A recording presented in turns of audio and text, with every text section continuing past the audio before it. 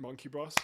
So around 2018, and I'm going to have to get this right now, a guy called Dan founded the benefit of breathing techniques. And that then progressed further. And around 2020, during lockdown, the same guy, Dan, discovered cold water immersion or cold therapy.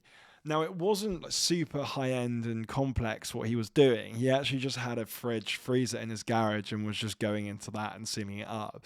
So it seems a bit left of field now, given the services that we have. Ice baths. I've just spoiled slightly what I'm about to say. But back then, there wasn't really much of an option. You could get into a cold shower, perhaps. So Dan was just hugely taken aback by the benefits of the cold, I guess. But Dan, at the same time, had a marketing agency. And so he'd had background in marketing and the like. And so at one point, I think in 2020 or so, Dan thought, why is no one else doing this? What trick am I missing here? Or in fact, what trick is everyone else missing? So given he'd had this experience in a media company, he thought, why not start something myself? Why not start an ice bath company? But don't make it bargain basement. It's made of terrible material. Make it really high end, the Rolls Royce of ice baths. And that is exactly what Dan did. And he founded a company called Brass Monkey, taken from the famous phrase. In the app, in the context of the first 100 days, we speak about why having high standards and principles at the beginning is an incredibly useful tool, because it just keeps you on course. Why Dan's obsessed with relentless development and relentless improvement, not only himself, but that also reflects in his business. And actually, this isn't something that I've spoken about too much on previous eps, but why community matters so much. I think it's clear that Dan, first and foremost, wants to grow the category and just get people involved. Money isn't the primary aim. Yes, there is a product, but he wants to grow that community, grow that category. And I thought that was hugely impressive. It isn't even BS. You can tell from the interview it's totally authentic. It's time to go 100 days in. Roll the tapes. Oh, and PS, I've tried the ice baths out. They're so good. Hashtag not an ad. I'm not being paid. Not an ad. Process for ideation called idea sex, where you have as many ideas as you can about solving a problem, then start smashing them together, and then they make new ideas. But when you think those companies that are racing to the bottom start on the outside on advertising stuff that they don't even make, there's no differentiation in that. So yeah, you can be fast to market, you can knock out the creative. This is great. Why is no one doing it? I didn't know what that meant, but the idea was born.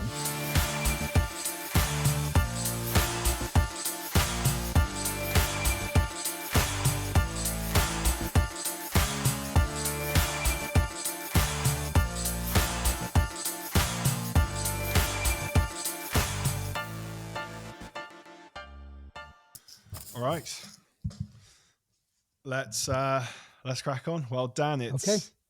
I'm really pleased to have you on. I know we spoke a bit about ice baths before we started recording, but ever since I've been hooked, I've just felt that I think it'd be so great to have a founder of an ice bath company. I thought, what better place to start than the actual brand of ice bath that I use? And yeah, I was so delighted that you agreed to come on. And I'm just really looking forward to the conversation. Thank you also for sending over the key points in the first 100 days. I was reading them actually on the train back from work. I was like, yeah, which way am I going to say it? Which way am I going to say it?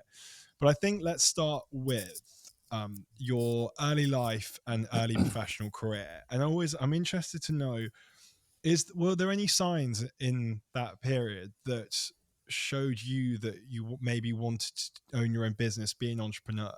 Or was it something you never really thought about, understood, and just fell into it? Appreciate around 2020 is when you started Brass Monkey. So what are your thoughts on that? Well, I co-owned an agency prior to Brass Monkey for about 8 years, a marketing agency. I mean, prior to that, a general impatience with other people really was probably the, why is this? So I worked in marketing for, I don't know, in total about 25 years. to probably, I don't know, the first 15-ish years of my career in marketing was predominantly in agencies, and then a stint client side as well in a travel business that went on to be acquired by TUI Travel in the end. And really what I learned through that process was that I enjoyed learning, that I am very curious, that I probably have higher standards than most people as to what is acceptable or good, an impatience to be better, and I would say ruthless really in being customer centric. So there's this blog post that Seth Godin wrote. I don't know if you've heard of Seth Godin. I do. I've heard. Yeah, so I've been a Seth Godin fanboy since 1997, and and I think it was 97, 98. He wrote a book called Permission Marketing, and I loved everything he said ever since, really. And really central to what he talks about is that I hear is out caring the competition. So the ones that, assuming you've got a decent product, the ones that care the most win. And that idea stuck with me. But the more I worked agencies with different clients, I observed that they didn't really see it that way. And it was really understandably about sales and targets and short-termism. And I get that. I mean, there is a reality that we've got to, even here, we've got to keep the lights switched on. And certainly in those big companies, there's a shareholder value to pursue and all the rest of it. But it was an impatience that I need to get on and do this. And then we started the agency, a couple of us, and it was called First 10, which is really the title of a Seth Godin blog post called First, 10. And that inspired me really, that blog post, that it's basically a new model for marketing. Start with 10 people, excite them, learn from them, and they'll find you another 10 each. And this idea pervades. And that was kind of how I'd seen how we might, I guess, ultimately start Brass Monkey as well. Why don't we build an ice bath that's so remarkable, people are interested in it and want to talk about it and share the story of that ice bath with other people, and that's exactly how Brass Monkey's early marketing was based on that simple idea, really. First 10. So impatience with people and wanting or having higher standards than others. How did that permeate your career in marketing? Wanting to know more. So I've always been a keen learner, reader of books, of ideas. And as a result of that, I guess, have a lot of ideas. So I've always been one of these people that's probably quite frustrating to be around, really. There's always a new idea. Most of it's stupid, that 3 or 4 weeks later, I'll think, yeah, that wasn't a brilliant idea. But, kind of problem solving, ultimately. It's, there's a problem. I wonder if it could be solved in this way. And thinking like that, it's a muscle that you exercise. There's I don't know if you've heard of James Altucher. He has he's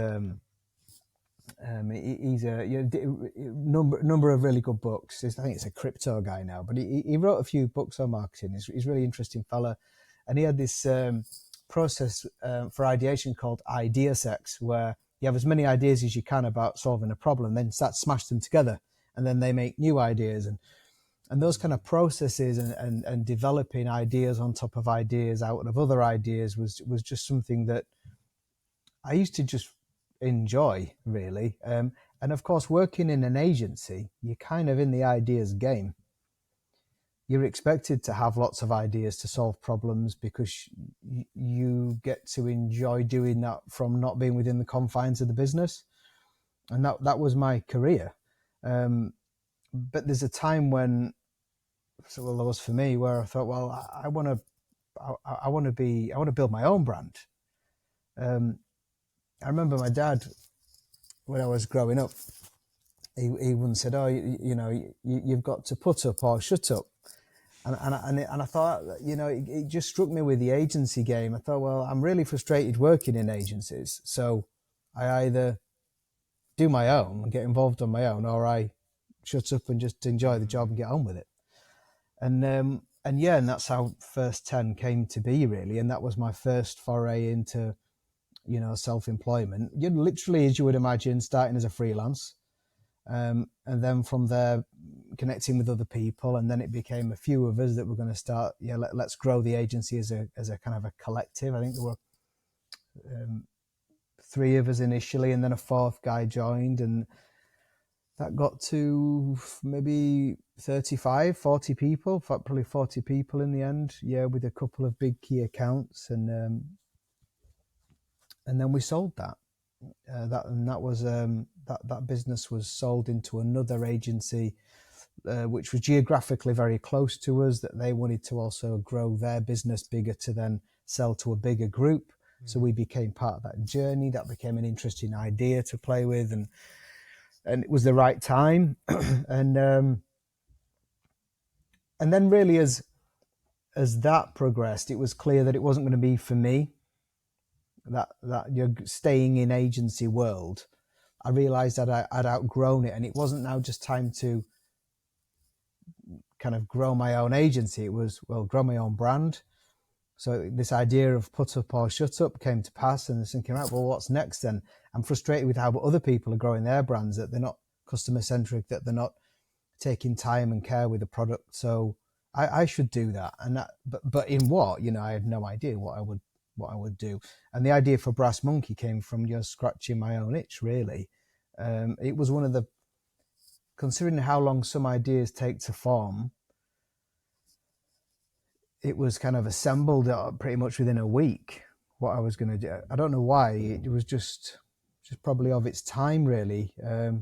Sitting in chest freezers in the garage, and then thinking, why is this not a product? Why is this? It makes me feel amazing. Why is it not a product that's other people can have in their homes or gyms? And Brass Monkey came to be.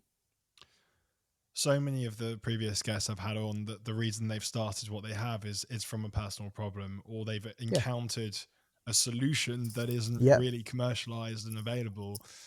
It's kind of the flip end of that, and that certainly seems to fit the bill.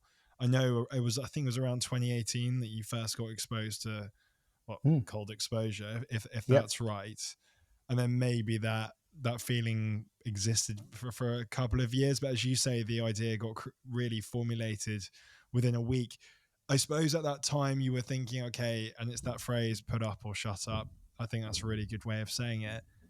But why that idea? As in, was that the only idea you thought was just substantial enough to go for, or why did you not just think of it and then go, well, that was all right, but maybe there's something else I should do? Like, why did you go for that idea? Instinct, ultimately. So I as you mentioned there, I was into well, let's be specific. I was into the Wim Hof method since 2018. Yeah. So a combination of breath work and cold exposure and mindset. And I got into Wim Hof because of watching YouTube videos at 3 a.m. whilst my little kid wouldn't sleep. He was only 6 months old at the time, teething, nightmare. He didn't like sleeping, and I got fed up of watching reruns of whatever. And so I thought, well, I may as well use this time to learn. YouTube was convenient because he would fall asleep on me, and I came across this Wim Hof guy and thought, wow, that guy is amazing. That's nuts what he can do. And I've always been fascinated by that, and perhaps that's what set the trajectory. Being responsible for my own growth and development, and the tools to do that. So whether that's supplementation, whether that's exercise, whether that's meditation, whatever those things are. And I've done some kind of the more esoteric end, like Reiki, and I've always been fascinated by it. So when this guy's there, changing the temperature of one hand, using his mind and being able to kind of heat himself up. And then I read about Tumo and the Tibetan monks, and I got quite obsessed with the breath work end of Wim Hof and the mindset end of Wim Hof. I kind of avoided the cold. That was a terrifying thought initially, like, nah, fuck that, I'm not doing it. I'm not getting the cold. I'll come to the cold another time. And I remember then giving it a go on a Wim Hof in, I don't know, it was like a weekend thing in the Lake District in the UK. Group setting, and I kind of got it then. It was like, actually, this wasn't a thing to fear. It's not easy, but it's not a thing to fear. And I understood then how I'd done so much of the breath work. I understood a bit more about I understood more about the breath by doing the cold dipping, and I really enjoyed it, and I felt invigorated. And it's a group setting; it's a different dynamic. and that went on to then do the Poland trip with Wim.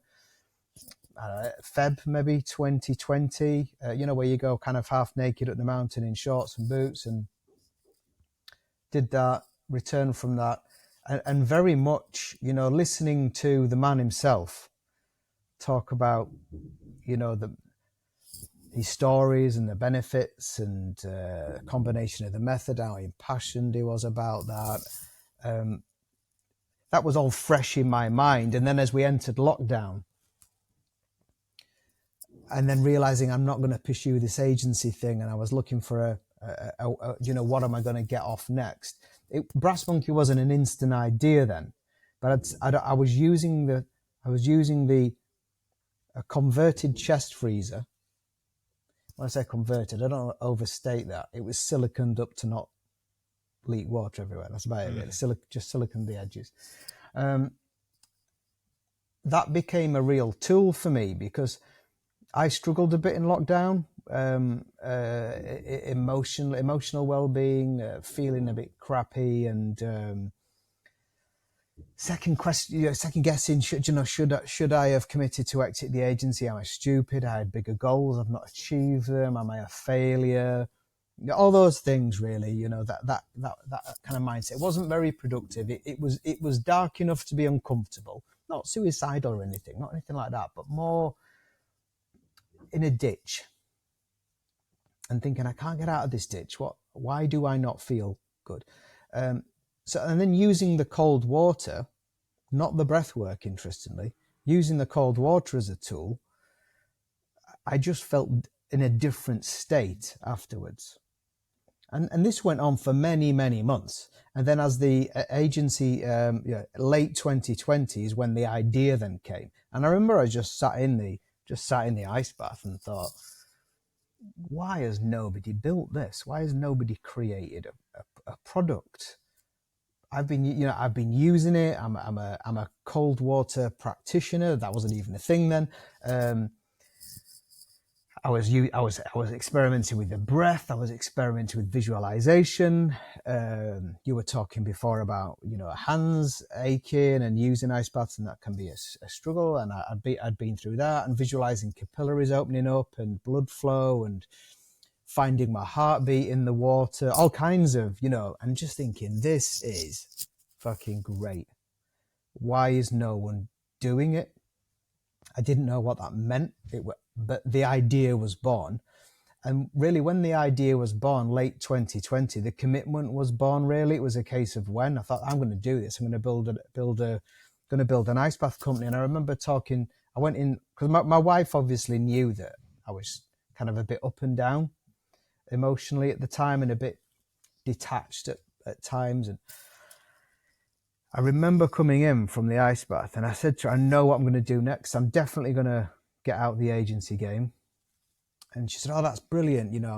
That's really good that you've made a decision and you've committed to it and everything. Yeah, I'm going to build an ice bath company. And for some reason, she kept a straight face. I really don't know how she did that. And I'm going to call it Brass Monkey. And the name came to me as I walked from the chest freezer to the house.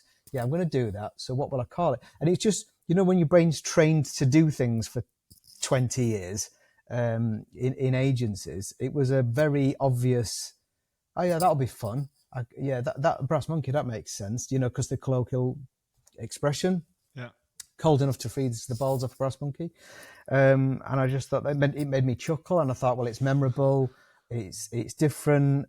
I could visualize different ways to kind of that branding would work, and that was it. I was already committed, and I think the moment it had an identity, at least in my mind, it was then going to come to pass, really. Quite the story. How much did the trip to see Wim Hof affect you?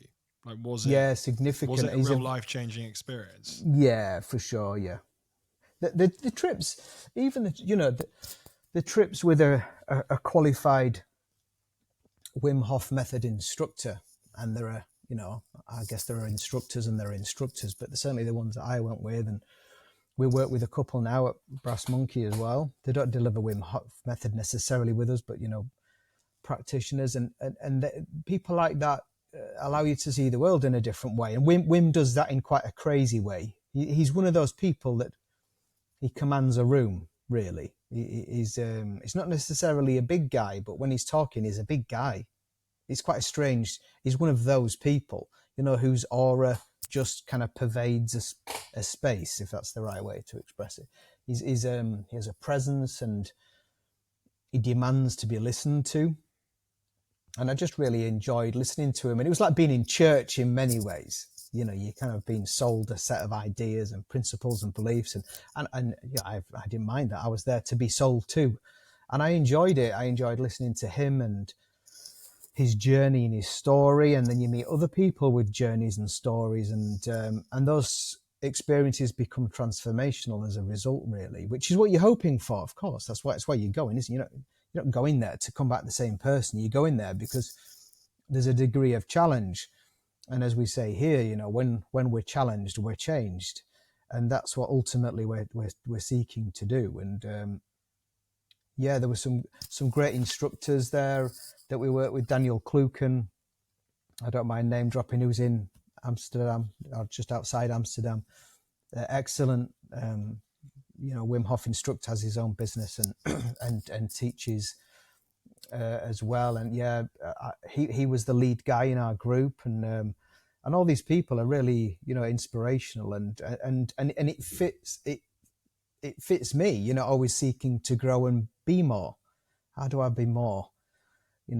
Whether that more is happiness or successful, or being more in control of something, or more relaxed, or whatever that is. It's those group sessions are particularly transformational. You're at the point where you're thinking about starting Brass Monkey. So it's around, let's call it the first 100 days. One of the things that you sent to me was that, and this links in, I suppose, with the point earlier about having high standards, but your first point was set the standards. We set out with an idea, the jacuzzi of ice baths. Yeah. So originally, this is before, the market now is saturated with all kinds of imported Chinese goods, really, that are over-branded. So it's many of them. Or I won't name, because that's insulting to them. I don't want to get involved in that. But there are many of them. It's basically the same stuff that comes out of China. And it wasn't like that then. There was nothing. But I could imagine ahead easily that it will obviously get that way, because you see it in every other sector. There is what Seth Godin calls the race to the bottom. Opportunity opens up, a lot of people pile in, and they try and do it faster, cheaper, and whatever. And they fill the bottom of the category, don't they? So for me, I already knew where we wanted to be. You need to be at the top. You have to be at the top. And for so many reasons, and there's too many reasons to mention, really. But it was how do I kind of articulate that? And initially, I thought to myself, well, I don't know why, but I compared it to hot tubs, and I just thought, well, you would want to be the jacuzzi of the ice bath world, and I meant that literally in what place in the market do they occupy, but also the way that people talk about hot tubs as jacuzzis when they're not jacuzzi branded. So it can be a much cheaper Chinese import product, but actually they're often still referred to as jacuzzis because the brand pervades the category. And I thought, well, you want your brand to be synonymous with the category, so that people talk about a Brass Monkey as, well, it's any ice bath actually, as it turns out, Yeah, I've got one of those brass monkeys, and actually I haven't. And we've seen this a few times on Instagram, funnily enough. And that's cool, isn't it? I mean, they're all markers for brand, kind of where the brand's at. But when I first started it, I was thinking about, well, do I just spec a product, put a bit of money in, raise a bit of money, build the product in China, wherever, Eastern Europe even, and then import them in, and quality product. But ultimately, I was just one person, and I don't know how to make anything. That's not what I do. So that's how I viewed it. But then I spoke to my brother, and we were at a barbecue. In that time when you could start having barbecues during lockdown, where you could be 4 meters or whatever, but not cough near each other or whatever. And I remember talking to him about it, and he said, my brother has a building, and he's very engineering minded. He has a builder background and had a team of people. And he said, "Oh, that'd be really cool. Yeah, we could do this. And I said to him, "Yeah, but I want to build the jacuzzi of ice baths." It was the first time I'd externally articulated it. I said, "I don't want to build a little lifestyle business where we're making something in a shed and we ship one a year. It should be the jacuzzi of ice baths. We should be the top of the category."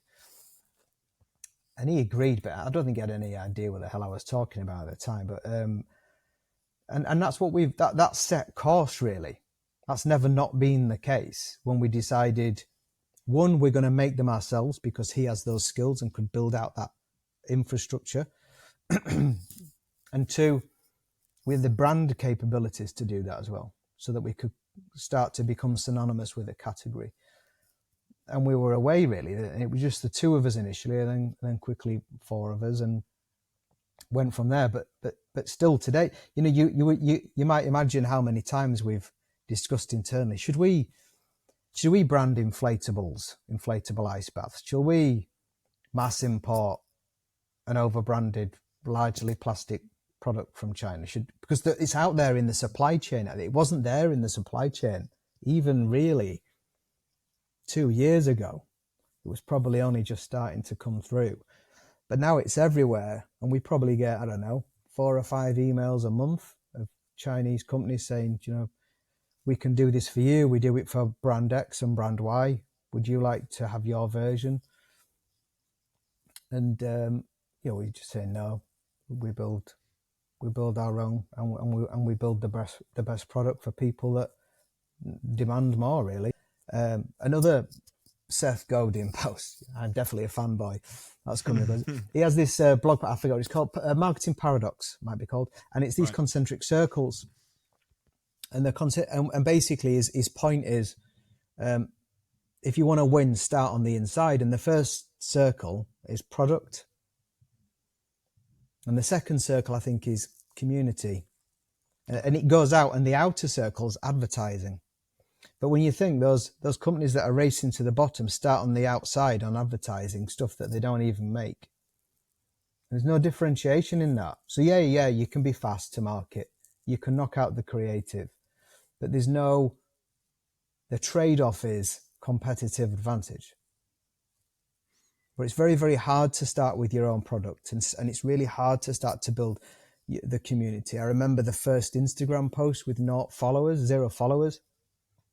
I took a picture of a cardboard box that I'd made in Great Britain or something. I think that was my first ever blog post. I remember posting it thinking, this is insane, to go from nothing, make a post, and I wonder if anyone will care. And I remember those first few likes, but I think that's where you develop competitive advantage, and it doesn't guarantee success. It's still difficult. We always wrestle cash flow. There are 55 people employed. There's a lot of R&D to fund, where we bet what comes off, what doesn't come off. Everything's reinvested, every pound. We barely pay ourselves, sometimes if at all, in terms of the directors. And there's no guarantee. So I'm not preaching as this is how to do it. I'm better than brand X who's selling inflatable plastic ice baths. Not at all. We all make our choices, don't we? But I just feel that if you build a remarkable product and you can tell that story well into a community, you've some competitive advantage there. And that's really been, as our product strategy kind of evolved, we quickly started with the patents. So we have a patent on related to the ice generation, which I didn't know anything about how you do that. So we've got a lawyer in, and he helped figure out, what's novel and ownable. And then we did, I think we've maybe got 3 or 4 patents now, and that's been key, and they underpin that product strategy, don't they? Because that's competitive advantage. So we've spent tens of thousands of pounds getting to figure that out. Maybe we should think about protecting that, and then being a bit more mature and grown up, and it's like chess moves, really, isn't it? How do you get to a point where you have those assets to protect? As in, you yourself, I imagine, didn't come up with the actual, ice production dynamics of how No, the it's not system new, is works, it? I mean, ice machines freeze water. Yeah. Yeah, ice machines freeze water. There's a company before us called Morozko Forge. Okay. So Morozko Forge is a great product, based in the US, like a wooden.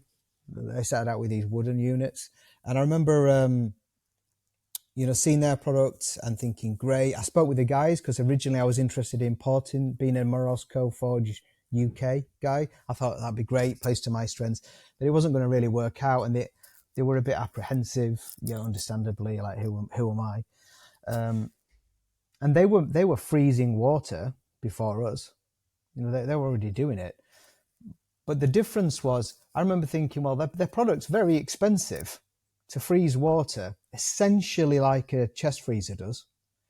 To create massive blocks of ice you have to wait for. I thought, you can't do that. It's got to be a convenience product, this. It's got to achieve zero with really very little effort on part of the owner, because you're paying thousands of pounds for it. So it has to do that.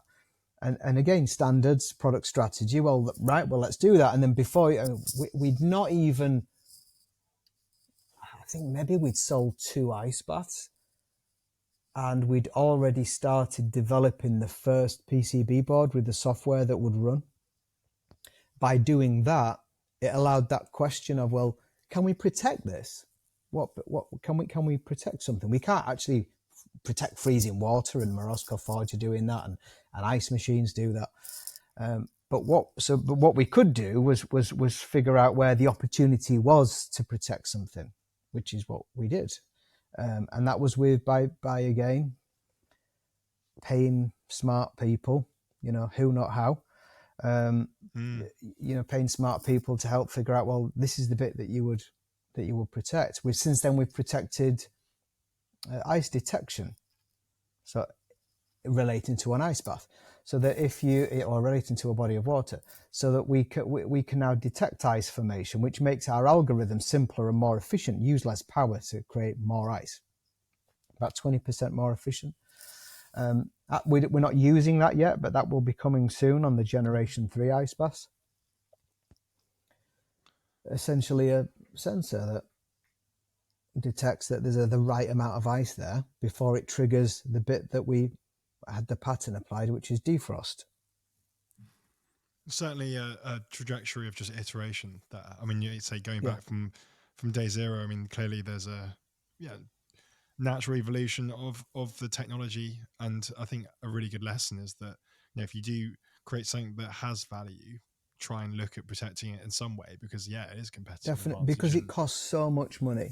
It costs so much, and patents, again, they don't guarantee anything, but they offer a degree of protection in the markets you choose to register them. There's no point registering them in some markets, we're told. The more east that you go, the more pointless that is, because it just becomes a minefield. I'm sure that's not the case if you're Apple or something, but for a small company like, because you've got to be able to afford to defend those patents, haven't you? But I mean, the model has always been what Michael Dell, fail forward fast, and it works. From product strategy to brand clarity, your third point. Yeah. Why do we exist outside of the product? Yeah, so this was defined really before we even knew what the product was going to be, because that's my background. I knocked out the brand strategy and the brand deck whilst waiting for my brother to develop some of the early units. I just started working on the brand because I could, and I may as well. And really the idea with the brand ultimately has always been about helping people. So I mentioned it earlier, challenge creates change. That's the single idea behind Brass Monkey, because it was true for me. If I challenged myself in the water, I could change myself. I could change state. And you see this with other hormetic stressors, don't you? Exercise is obvious. You feel different after a 5K run. You feel different after a 20-minute HIIT workout.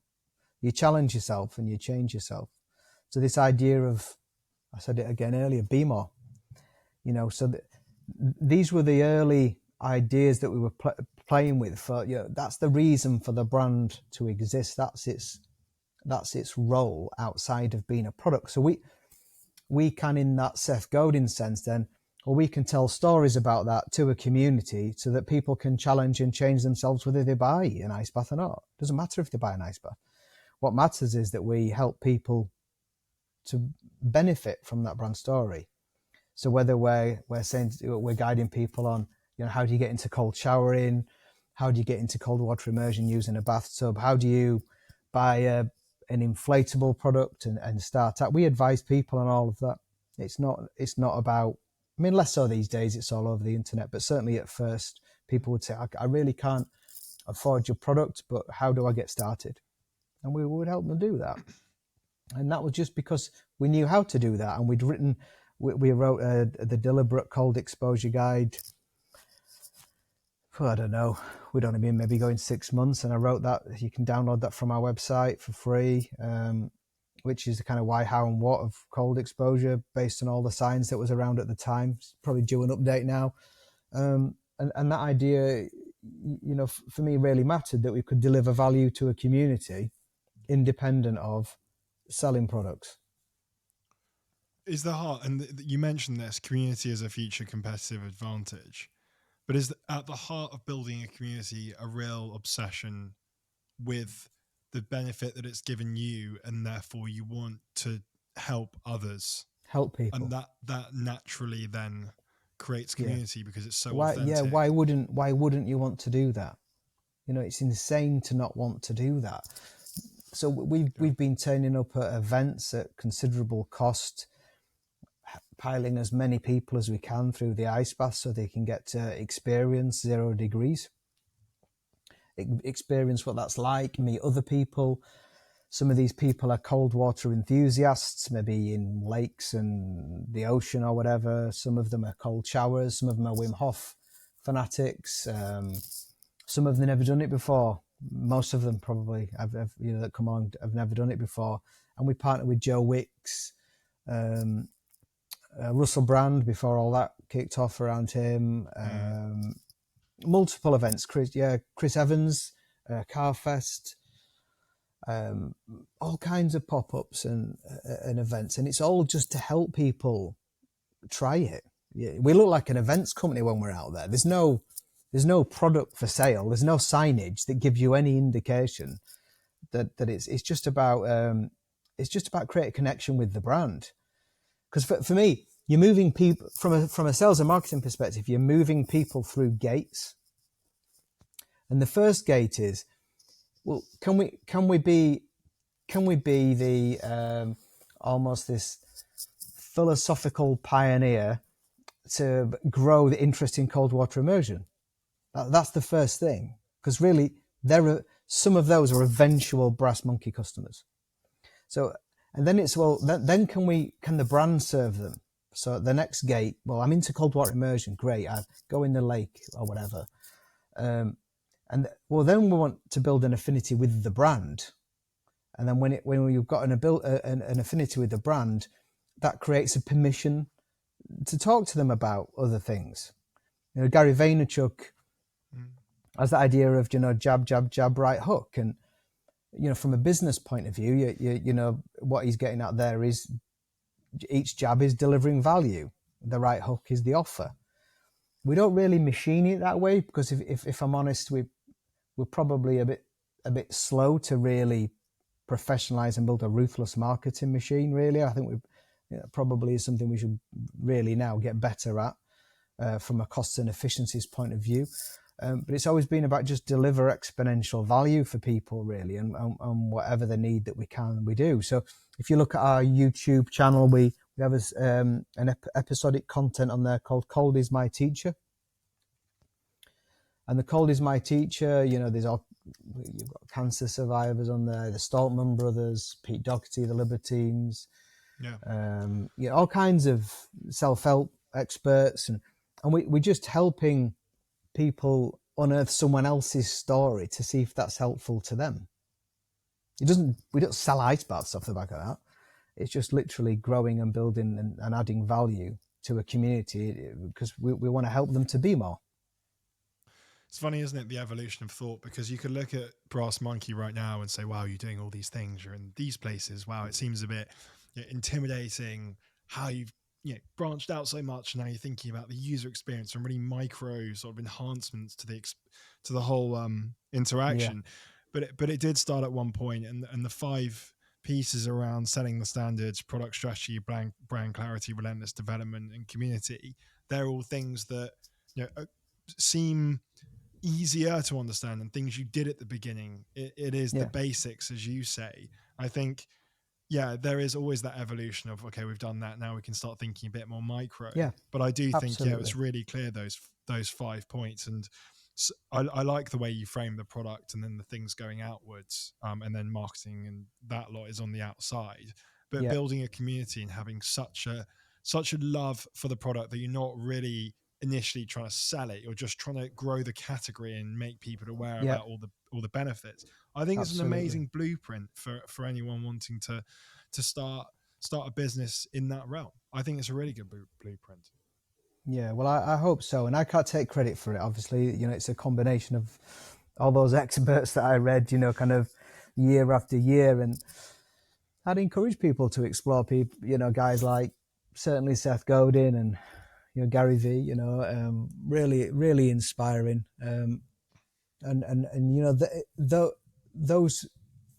Those books are kind of my mentors, really. So, Genius Steals was one guy famously said to me, and I think I get that. It's not a negative thing. You're trying to stand on the shoulder of giants, aren't you? And try those ideas and that, but at the core, that honesty, that authenticity, and wanting to be remarkable, both in the product and how we show up and support people with the brand. I think it really matters. On the topic of Seth Godin, a previous guest of mine who also has a podcast, a guy called Dan Pope. He actually had him on very recently. So anyone that's interested, I'll plug his own podcast. He only focuses on FMCG, but he had him on really recently. But I just want to say thanks, Dan. I've really, really enjoyed it. I'm probably not as invested in you and ice baths. I'm only just beginning my journey, but I've really just enjoyed talking about the experience, but also just focusing on how you even start such a thing. I think you've broken it down so simply. I wouldn't have been able to articulate how you would do it before we spoke, but certainly those 5 points and just laying out in a very simplistic way, I feel has just been super helpful. So a huge thank you for your time. Really enjoyed it. Not at all. Thank you. Well, I hope it's helpful to other people. And Brass Monkey, obviously you have a website, Instagram. I can link all that in the show notes, and on the website people can find out where you are present in commercial gyms, that kind of thing, if they're interested. Absolutely, and equally just follow on Instagram and shoot a message, and O'Neill manages that community, and he'll certainly be keen to help people, and he always replies typically within a few hours. Amazing. Dan, it's been a pleasure. Thank you. All right. Thanks for having me. Good to meet you.